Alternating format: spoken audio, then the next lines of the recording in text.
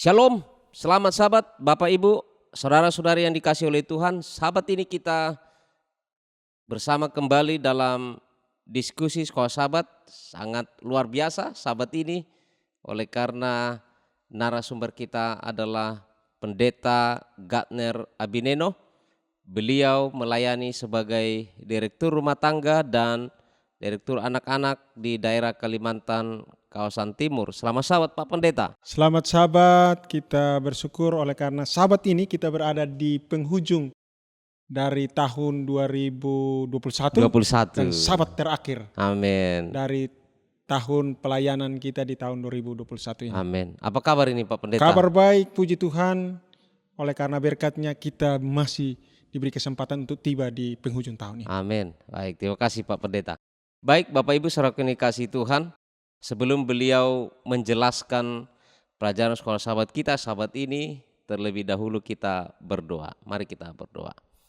Bapa Surgawi, pada sahabat ini kami kembali datang bersyukur, bersukacita oleh karena berkat anugerah Tuhan sehingga sahabat ini kami boleh bersama-sama untuk menjelaskan akan pelajaran sekolah sahabat, akan firman Tuhan yang disampaikan oleh hamba-Mu Pendeta Gardner Abineno. Biarlah kiranya menjadi suatu berkat bagi seluruh umat-umat Tuhan yang mengikuti diskusi sekolah sahabat ini. Terima kasih Bapa, kami serahkan semua ke dalam tangan Tuhan. Dalam nama Tuhan Yesus kami berdoa. Amin. Bapak Ibu saudara yang dikasihi Tuhan, pelajaran sekolah sahabat kita sangat luar biasa dan menarik untuk kita pelajari. Kenapa? Ini berbicara soal tokoh ya yang sangat luar biasa dan sangat istimewa dalam kitab Ulangan. Tokoh yang luar biasa ini adalah Musa. Kenapa saudara yang dikasihi Tuhan? Kalau kita membaca di dalam Judas pasal 9 ini, ya Judas 9 maksud kami.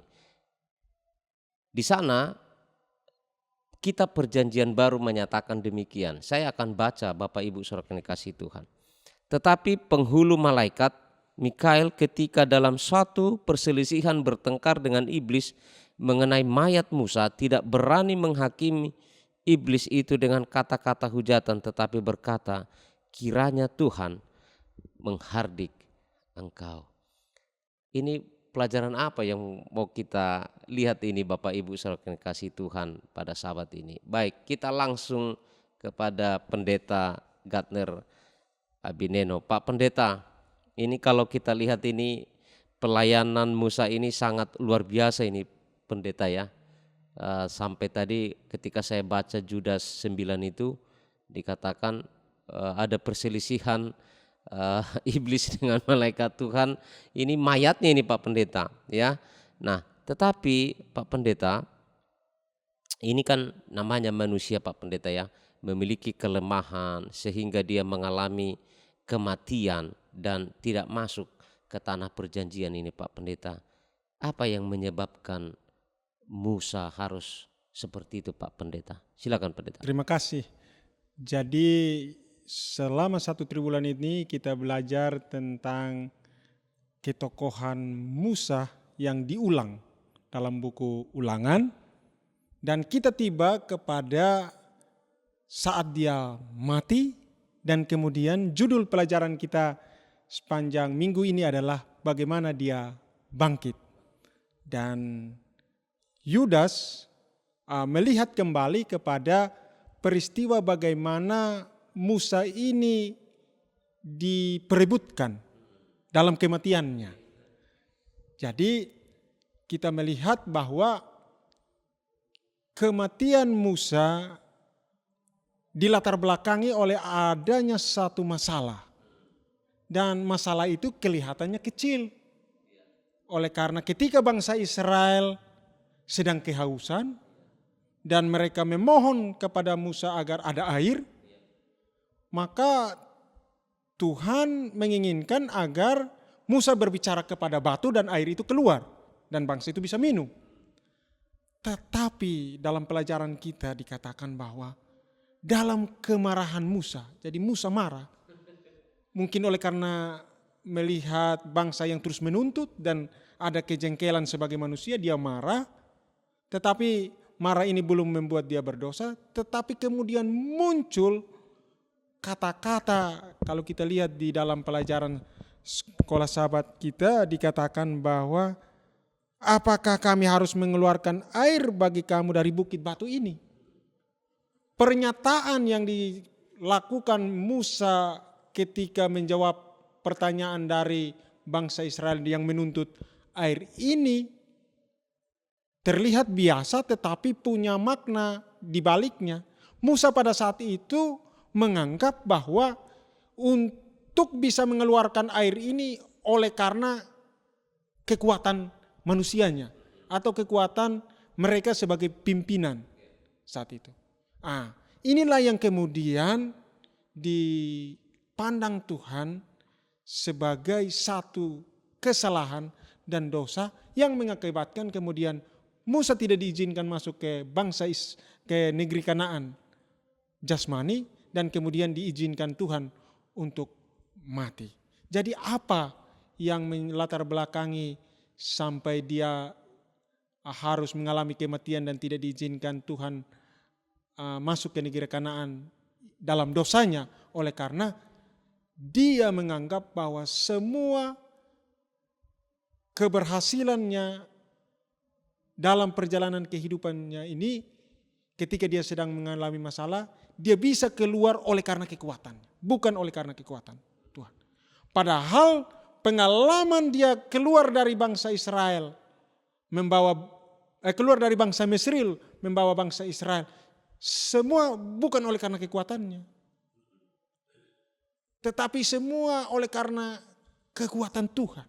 Tetapi sampai kepada titik ini, dia kemudian berpikir bahwa sayalah yang bisa punya kemampuan untuk mengeluarkan air ini dari batu ini. Nah, saudaraku yang kekasih, ini adalah satu hal yang juga sering terjadi dalam kehidupan kita. Bahwa sering kita berpikir bahwa semua pencapaian-pencapaian yang kita capai sekarang ini oleh karena kekuatan, kemampuan kita sendiri. Nah, kalau kita berada dalam titik itu, kita sedang jatuh. Kita sedang berada dalam dosa.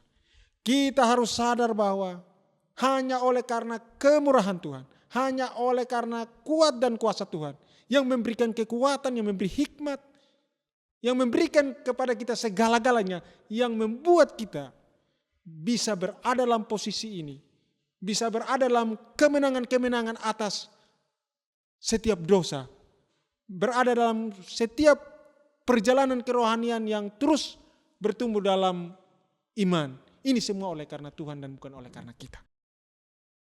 Amin. Pak Pendeta, tadi ada sedikit yang satu kata, yaitu adalah bahwa semua yang kita lakukan ini atas kendali Tuhan sebenarnya ya. Jadi bukan kekuatan kita, Amin. tapi kekuatan Tuhan. Nah, Pak Pendeta sudah menyinggung ini, Pak Pendeta. Ini pertanyaan kedua, Pak Pendeta, begini. Ada satu pelajaran yang sangat penting bagi kita ini, Pak Pendeta, tentang penurutan Musa ya bagi perintah Tuhan. Nah, Pak Pendeta, pertanyaan begini, apakah Musa kurang iman, ya kan? Atau dia tidak percaya apa yang Tuhan sampaikan kepada Musa? Nah, sekarang bagi kita saat ini, Pak Pendeta, makna apa yang bisa kita ambil? Kurang iman atau kurang percaya ini atas perintah Tuhan? Silakan Pak Pendeta. Terima kasih. Ketika kita meragukan Tuhan, maka yang timbul adalah kita berpikir bahwa kita bisa melakukannya atau kita mampu melakukan. Ketika meragukan Tuhan, itu tanda dari tidak beriman atau kurang beriman. Jadi sebenarnya Musa, saudara-saudara, seharusnya tidak kurang iman. Dia tidak perlu ragu dengan Tuhan karena pengalaman selama 40 tahun di mana keajaiban-keajaiban Tuhan itu terjadi. Dan mereka sekarang tiba di perbatasan menuju Kanaan. Dan sebenarnya dia tidak perlu meragukan Tuhan. Karena saudara bayangkan, laut Tiberau terbelah. Iya. Mana turun tiap hari.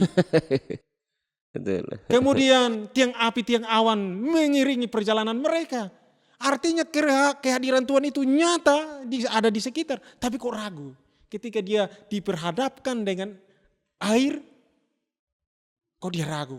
Masa Tuhan bisa membelah laut Tiberau? Kemudian Tuhan menurunkan mana setiap hari dan terlihat itu. Dan kemudian ada tiang api dan tiang awan. Sekarang ada tiang awan yang sedang ada menandakan adanya Tuhan. Tetapi ketika berhadapan dengan Israel dia ragu. Inilah kurang imannya. Jadi Bapak Ibu Saudara ini karena pendeta Habiahan bertanya tentang bagaimana aplikasi dengan kita.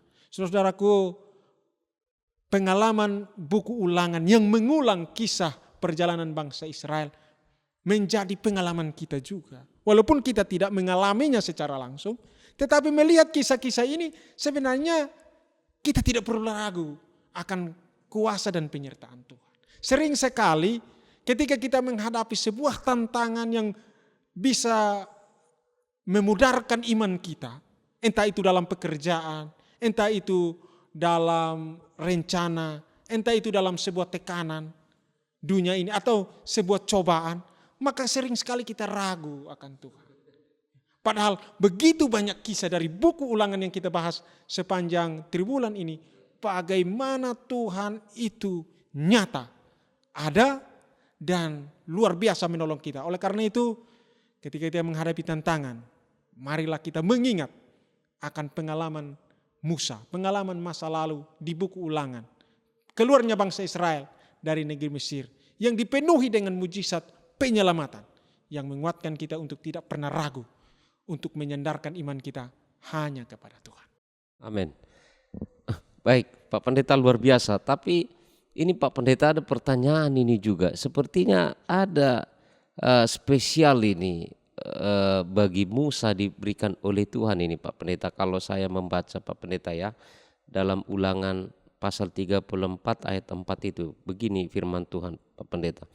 Dan berfirmanlah Tuhan kepadanya, inilah negeri yang kujanjikan dengan sumpah kepada Abraham, Ishak dan Yakub, demikian kepada keturunanmu lah akan kuberikan negeri itu. Aku mengizinkan engkau melihatnya dengan matamu sendiri, tetapi engkau tidak akan menyeberang ke sana. Ini Pak Pendeta, sepertinya ada hal yang kalau bahasa ini kan privilege ya, ada istimewa yang spesial yang ditunjukkan Tuhan kepada Musa, kalaupun tadi memiliki kelemahan ini Pak Pendeta. Silakan Pak Pendeta. Kita sampai kepada bagaimana Musa akhirnya harus menanggung risiko kematian.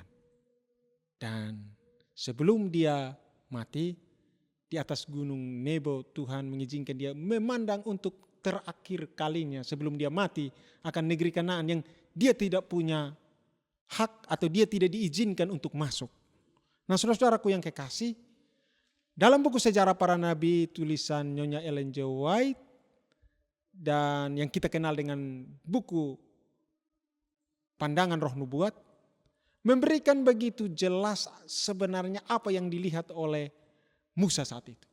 Dia tidak hanya melihat negeri Kanaan itu secara jasmani, tetapi Tuhan telah memperlihatkan kepadanya bagaimana sebuah penglihatan yang diawali dari negeri Kanaan itu, di mana bangsa Israel itu akan tiba di negeri Kanaan, dan perjalanan kehidupan umat manusia di atas dunia ini sampai kepada adanya bangsa Israel, yang kemudian ada hakim-hakim dan raja-raja, dan sampai kepada kedatangan Yesus yang melihatnya, sampai Yesus mati di atas kayu salib, naik ke surga, bahkan sampai hari ini, bahkan sampai kepada nanti kedatangannya.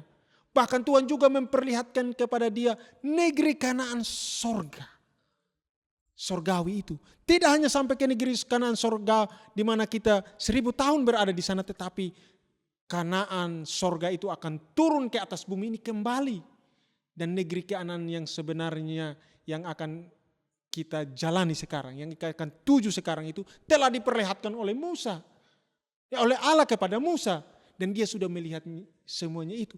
Itulah yang membuat dia tidak ragu untuk mengizinkan atau rela mati di atas Gunung Nebo. Dia naik di atas Gunung Nebo, mendatangi kematiannya. Oleh karena dia telah melihat bahwa perjalanan ini tidak hanya sampai ke Kanaan saja, tetapi dia akan tiba di Kanaan sorgawi, hidup kekal yang tidak ada lagi kematian. Saudaraku, ini juga menjadi hal yang bisa menjadi pelajaran penting bagi kita. Bahwa kita tidak akan melihat hidup ini hanya ketika kita berjalan dan tiba di kematian dan berakhir di kuburan. Tidak. Mata rohani kita akan melihat akan sebuah perjalanan yang sudah kita tahu. Bahwa dunia ini akan berakhir. Yesus akan datang. Kita akan berada 1000 tahun di dalam kerajaan sorga. Tetapi kita akan kembali ke dunia ini, di mana dunia baru ini akan ada dan kita akan hidup untuk selama-lamanya.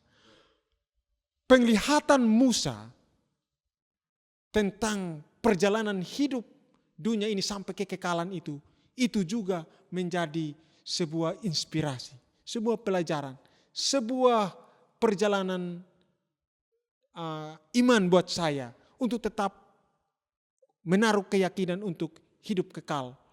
Oleh karena kita tidak akan berakhir di dunia ini, tetapi kita akan berakhir di kekekalan dunia baru yang Tuhan siapkan bagi kita. Oleh karena itu saudara-saudara, jangan pernah ragu bahwa apa yang sudah dilihat Musa akan kita lihat dan kita alami ketika ia datang dan kita menikmati keselamatan itu. Amin. Wah, luar biasa nih Pak Pendeta. Ini satu pengharapan yang luar biasa bagi kita umat-umat Tuhan ya. Sama seperti Musa. Baik Pak Pendeta, kalau kita membaca dalam Wahyu pasal 14 ayat 13 ini Pak Pendeta. Dan aku mendengar suara dari surga berkata, tuliskan berbahagialah orang-orang mati yang mati dalam Tuhan sejak sekarang ini. Sungguh kata Roh, supaya mereka boleh beristirahat dari jerih lelah mereka. Karena segala perbuatan mereka menyertai mereka. Nah Pak Pendeta, apa yang dapat kita pelajari perihal kehidupan Musa ini? Dia mengalami kematian, tetapi ada keselamatan yang diberikan oleh Tuhan kalaupun dia berdosa tadi ya, kelemahan itu Pak Pendeta. Dan dia mengalami kebangkitan juga ini Pak Pendeta. Silakan. Terima kasih. Kisah tentang kematian Musa dan kemudian dia bangkit adalah kisah yang seharusnya kita baca setiap hari. Kenapa? Karena saya belum pernah lihat orang bangkit. Saya belum pernah lihat. Saya sudah menjalani kehidupan ini, berada dalam kebenaran ini yang saya yakini ini sudah cukup lama, 40-an tahun. Tapi saya belum pernah lihat orang bangkit gitu. Tapi ketika melihat kabar di Alkitab tentang Henok diangkat ke surga, kemudian Musa bangkit, dan Elia diangkat ke surga, kemudian Yesus membangkitkan orang, Lazarus dibangkitkan dan kemudian Yesus yang mati dan kemudian bangkit. Ini memberi keyakinan kepada saya bahwa kita tidak akan berakhir di dunia ini saja dalam kematian, dikubur, tetapi ada kebangkitan. Ketika setiap hari kita melihat bahwa begitu banyak orang mati dan dibawa ke kubur, dan kita tidak pernah melihat kebangkitan itu, maka bisa saja kita ragu. Tetapi kisah-kisah kebangkitan, terutama hari ini kita belajar tentang bagaimana Musa itu mati dan kemudian bangkit. Ini meneguhkan iman kita bahwa sekarang kita tidak salah berada dalam kebenaran ini. Kita tidak salah menjadi pengikut Yesus. Oleh karena Yesus yang sama yang telah membangkitkan Musa dari kematiannya, dan Yesus yang sama yang sudah mati dan bangkit, Yesus yang sama juga akan datang dan membangkitkan saudara-saudara kita yang sudah mati. Bahkan kalau kita pun mati, kita harus yakin bahwa Yesus yang sama akan membangkitkan kita untuk menjalani kehidupan tidak di dunia ini, tetapi dalam hidup kekal di dalam kerajaan sorga. Itu yang menjadi pelajaran, bagaimana pelajaran tentang kebangkitan Musa dari kematian itu sangat penting untuk saya. Karena saya tahu saya juga akan bangkit. Amin. Amin. Baik Pak Pendeta, karena pendeta tadi sudah menyinggung ini soal kebangkitan ini Iya. Pak Pendeta. Pak Pendeta, ini bagi kita ini sekarang ini dan bagi saya juga ya. Nah, pengharapan apa yang dapat saya harapkan Pak Pendeta ketika saya mengalami kematian? Apakah ada janji kebangkitan juga yang dapat saya miliki Pak Pendeta di akhir zaman ini nanti? Inilah zaman akhir ini Pak Pendeta. Apakah ada kepastian bagi saya? Silakan Pak Pendeta. Terima kasih. Saudara-saudaraku yang kekasih, ketika banyak orang tidak tahu kemana setelah dia mati. Nah itu. Ketika banyak orang yang belum mengerti dengan benar akhir dari kehidupan selama kita berada di atas dunia ini. Tapi kita bersyukur kita berada dalam kebenaran ini. Kita telah melihat peristiwa Musa dibangkitkan. Ini menjadi sebuah pengharapan bagi kita bahwa kita tidak salah menaruh iman kita kepada Yesus Kristus, kepada Allah yang memimpin bangsa Israel keluar dari Mesir, yang telah membangkitkan Musa, dan Allah yang sama yang kemudian akan membangkitkan kita dari antara orang mati. Dan kemudian kita kalau lihat 1 Tesalonika pasal 4 ayat 16 bahwa Yesus akan datang. Dia akan menjemput kita. Yang masih hidup akan diubahkan dan yang mati akan dibangkitkan. Janji ini diulangi kepada kita agar kita yakin.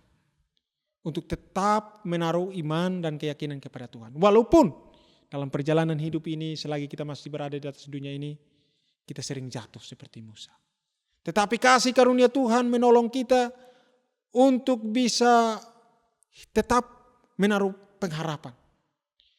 Harapan kita adalah kita mengakui akan dosa, bertobat, dan kasih karunia itu menyanggupkan kita untuk bisa menerima akan keselamatan. Dan janji tentang kebangkitan itu akan nyata. Saya berharap bahwa orang-orang yang kita kasihi selama ini yang sudah mati akan bangkit. Amin. Dan kalaupun saya mati ataupun kita mati, saya juga rindu agar peristiwa kebangkitan Musa itu terjadi juga untuk saya. Di mana saya juga akan bangkit dan kita semua akan bangkit untuk menerima hidup kekal itu. Amin. Luar biasa pelajaran sekolah sahabat kita ini Pak Pendeta, Bapak Ibu saudara yang dikasihi Tuhan. Bagaimana Alkitab firman Tuhan menjelaskan bagi kita peristiwa tokoh yang sangat luar biasa, Musa mengalami kematian tapi dia bangkit. Tetapi yang lebih istimewa adalah tokoh yang paling istimewa yaitu Yesus Kristus. Dia juga mati tetapi dia juga bangkit untuk keselamatan kita. Jadi kita tidak perlu ragu, ada pengharapan bagi kita umat-umat Tuhan. Kalaupun kita mati, kita akan bangkit. Baik Pak Pendeta, boleh memberikan konklusi akan pelajaran sekolah sahabat kita. Baik Bapak Ibu Saudaraku yang kekasih, di penghujung tahun 2021 ini, di sabat terakhir, saya berpikir bahwa ada sebuah pelajaran yang sangat indah. Ketika COVID-19 ini menyebar dan begitu banyak orang yang mati, kita mendengar kabar kematian itu ada di mana-mana. Setiap hari ada saja kabar kematian. Dan kita tidak pernah dengar kabar kebangkitan.